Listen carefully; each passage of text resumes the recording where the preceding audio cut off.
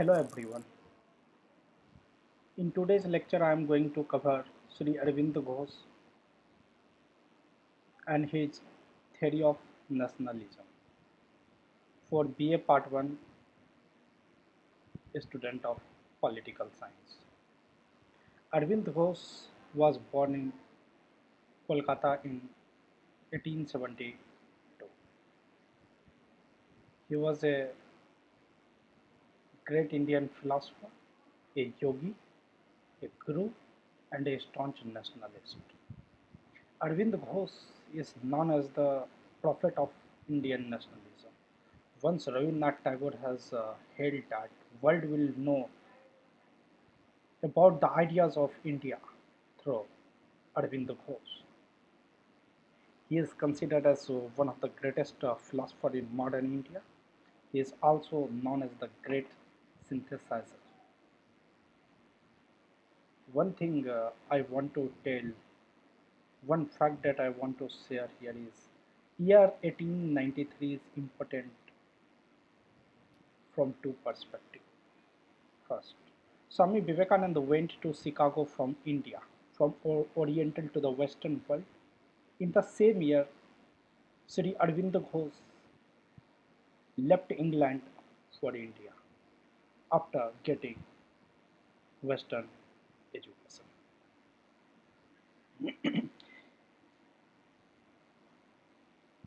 He has synthesized the different philosophical systems, the Western philosophical system and Eastern philosophical system, and gave one integrated philosophical system.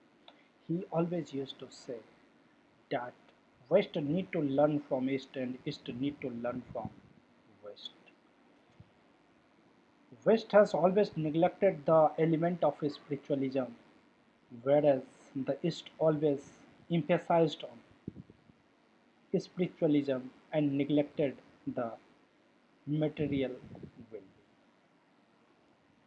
He was influenced with French Revolution, French philosopher. He was influenced with Bankim Chandra Chatterjee, influenced with Swami Vivekananda, and he was a great source of inspiration for Mahatma Gandhi. He was a prominent personality in the Swadeshi movement. Later, he became a great critic of the moderates and advocate the passive resistance. He was considered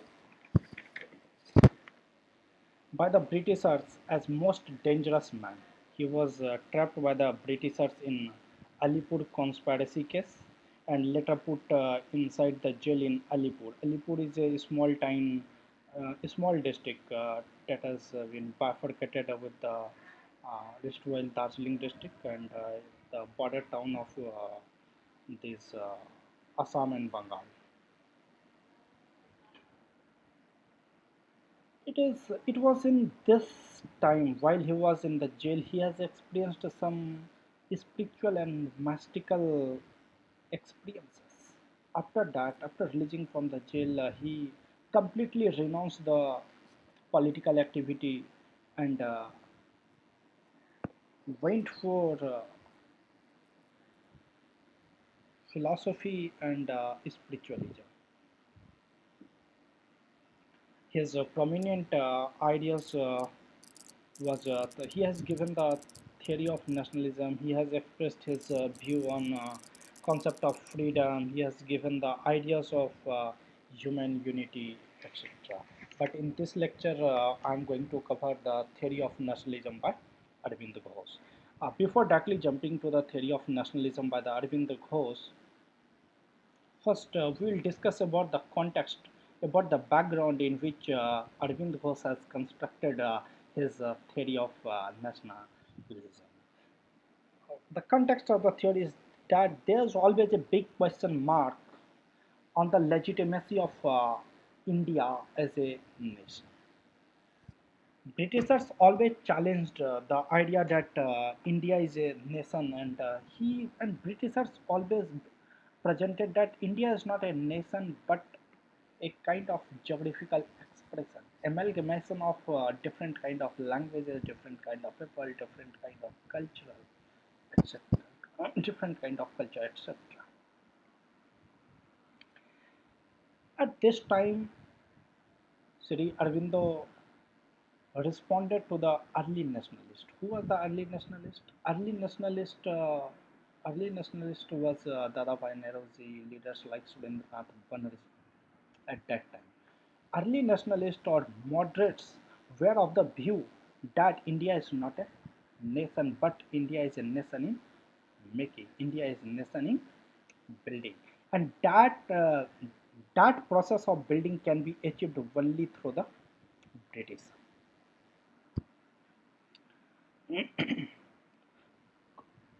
Moderates believe that Congress should focus on strengthening the emerging nationalist consciousness. Early nationalists believe that India will emerge as a nation under the force of modernization, considered British rule as a blessing in disguise. But moderates did not want to oppose the British directly. Hence, moderates preferred the constitutional mechanism of 3P, that is, prayer, petition, and protest. When Aurobindo Ghosh joined the politics, he was very much dissatisfied with the achievement of moderates. Indian youth were looking for action. Aurobindo Ghosh believed that the view of early nationalists hardly matches with the growing or feeling of nationalism inside the heart of Please try again a bit later. Under the in the heart of Indian. He thought that there is a need for more bold and explicit theory of nationalism. He has attempted the critics of early nationalist through a newspaper series of articles in Hindu Prakash known as New Lamp for the Old. In this article, he has criticized the moderate method, calling it as a political begging. He proposed passive resistance. There is no utility of constitutional methods of prayer, petitions, and protest because British government is not accountable to the people in India. He suggested that Swadeshi and boycott should be the mechanism to awaken our nationalism. He criticized moderates for advocating the British rule for the blessing in disguise. Why he has criticized? If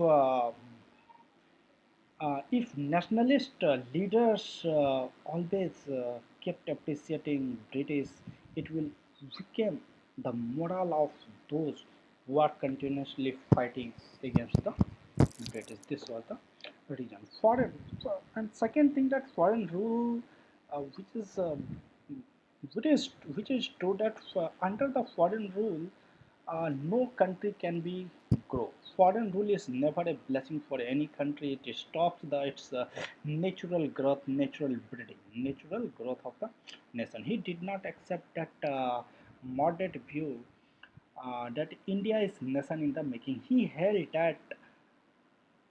that they are unable to see the spirit of India. Existence of India as a nation is not dependent. Sri Arvind Ghosh has clearly said while criticizing the moderates that the existence of India as a nation is not dependent is not dependent on the pandal of Congress.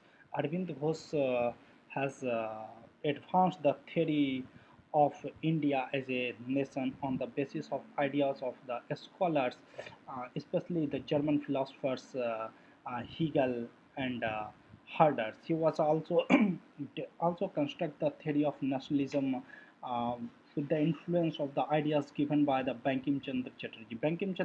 Chandra Chatterjee has given the idea of Bharat Mata. He was also influenced while constructing his theory of nationalism by the idea of Swami Vivekananda, the neo Vedantism.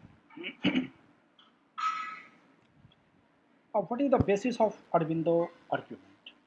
First of all, Herder, the German philosopher Herder held that nation is a natural existence, and Hegel held that nation has a split. Two terms here. One is natural existence, and second is that nation has a spirit. Aurobindo was held that India is a natural nation. It is not the nation in the making, but India was since beginning. India was since beginning. It was a nation. What is the basis of the argument of Sri Aurobindo Ghosh? Like all nations, Indian nation also has a spirit, which is the ideas given by the Hegel that all nation has the spirit. So in the same way, India has also a spirit, but the spirit was sleeping till now, but it has to be awakened or it has not awakened. He was also inspired by Bankim Chandra Chatterjee, the spiritualization of India as a nation. Bankim Chandra Chatterjee gave the concept of Bharat Mata, the symbol of Shakti, the symbol of power. India has the children of India. What is India? India is the children of India as a nation is the children of Bharat Mata. Now the millions of